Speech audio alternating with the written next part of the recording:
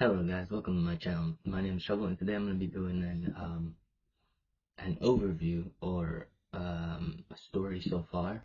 That's what I call it. I'm not really sure what it is really. I'm not really sure how to phrase it. That's a lie. I do know what it is. I'm just not really sure how to phrase it. Today I'm going to be doing a story overview of JoJo's Bizarre JoJo Land Part 9. Um, by Hirohiko Araki. I'm sorry. I'm gonna be butchering most of the names in this video, so um, bear with me, right? Yeah, it's just a quick overview because I did a review of chapter one when it first dropped, and then I sort of just didn't do anything from there on. So I was just like, okay, let's just do a recap of the entire series so far, and I just caught up on it the day before yesterday, and it's like, okay, let's do a recap on it. To just catch everyone up to speed and where the story is going so far. That's what this is going to be all about. Let's just jump right on into it then. So, our story centers around Jodio Joestar, who is our main Jojo of this part, and his brother, his brother Dragona Joestar. Um, both of them live in Hawaii with their mom Barbara Ann Barbara Ann Joestar. Um,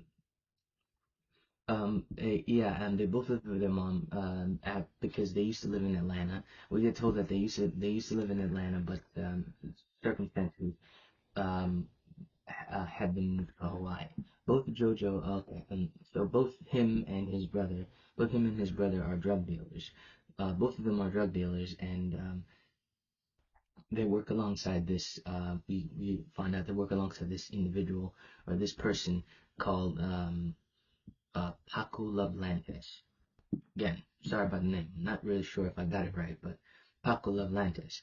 And they both sell drugs, and all three of them work for the principal of Joe Diaz's school, who is, and again, sorry, Mary, Mary, Mary, I'm sorry, May. I'm just gonna call her May because I cannot pronounce her first name.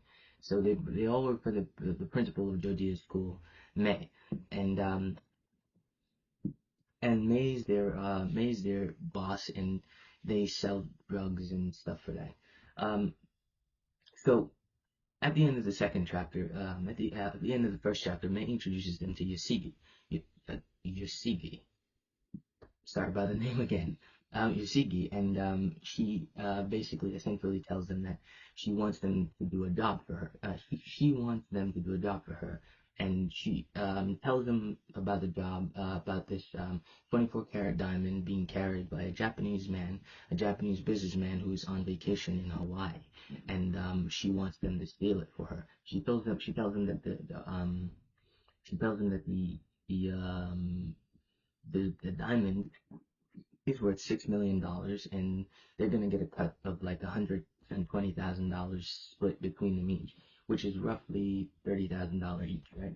So, also, quick side tangent. We found out something about Jodia is that Jodia has an antisocial personality disorder, and apparently he wants to go on a rampage. We learned that about him. Anyway, so the gang sets off to, I think it's Kona Island. Again, sorry about the name pronunciation. Right. The gang sets off and they go out to Kona Island, and they land on Kona Island, and Yoshigi was late, which pissed them off, but they eventually they got together, and they went to the, the Japanese man's into villa. They went to and they cased the villa, and Jodia cases the villa, and eventually they sneak in, and they sneak into the villa. Jodia eventually recognizes the man as a famous Japanese mangaka, um, Rohan Kishibe. Rohan Kishibe. Sorry about that again, if I pronounced it wrong. And the other three split off from him, that being Dragona, Paco, and Yasugi. Yasugi, they all split off and they go to find the diamond, while Jodio watches, keeps an eye on the man. He's outside swimming in the pool, and so the three in the house, they keep searching the house, and eventually they find the diamond in a vault with two rocks beside it. With two rocks beside it. They take the diamond and they leave the rocks in the vault. They take the diamond, leave the rocks in the vault, and as they're leaving, they get attacked by an unknown stand. Now, the stand, it figures that by an unknown stand. After a brief scuffle, they eventually manage to fight off the stand and make a break for it. But as they're making a break for it, Rohan catches them. Rohan catches them and eventually detains them. He detains them and he calls the police. Um, while Rohan was dealing with while Rohan was dealing with these three, Jodia sneaks up behind him and detains him. Eventually, using the two lava rocks that were in the vault earlier to blackmail Rohan into calling off the police report that he sent in, which he eventually did, and the gang runs away. As they were running away, the same stand that detained them, that the other three ran into earlier, chased after them and eventually catches up to them, and a brief scuffle breaks out. Again, they manage to fight it off and escape with the diamond and the lava rock.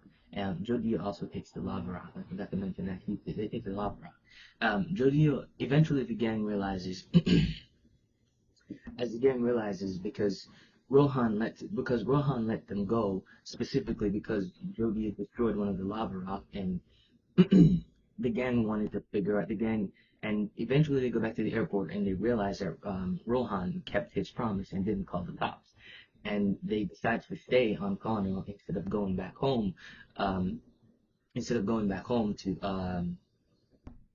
find out what this lava rock can do, because Rohan he called off the cops and he let them go specifically because he didn't want this lava rock, and also this lava rock has a bunch of strange powers. So that's what they decide to do. They eventually go to a food court and they decide that they were going to test the rock on a luxury watch store. Jogona and Yusugi goes into the store to test the rock to find out what it can do, while Jodio and Paco stays outside. In the store, while they're in the store, Dragona and Yusugi almost get captured because the um, the power of the lava rock is to make people act and do things unconsciously, or it can literally just straight up just bend space and time, or just mess with causality. I'm not exactly sure what it can do. We still haven't gotten it. As of this recording, we're at chapter 11, so it's still not 100% sure what it can do. And because of this, Dragona and Yusugi almost gets into trouble. But eventually, they manage to get out of the hassle that they ran into in the store and leave. But while they were in the store, Jodio and Paco gets attacked by a stand user. Jodio and Paco gets attacked by a stand user. Paco manages to fight off the stand user, and and he retreats and he hides. Again, chapter 11. Not 100% sure exactly what his stand ability is. It seems like it's some kind of ability to like create illusions or to just like merge with the environment around him. Like it doesn't even matter what it is, just merge with the thin air, or just camouflage or some sort of sensory ability. I don't know what it is. Anyway, so they manage to fight him off. Dragona and Yasugi comes out of the store. Yasugi confesses his love to Dragona and but Dragona brushes him off, and they go after the stand user because they're looking at him. And when they go after the stand user attacks again, and this time the stand user manages to steal the lava rock from Dragona.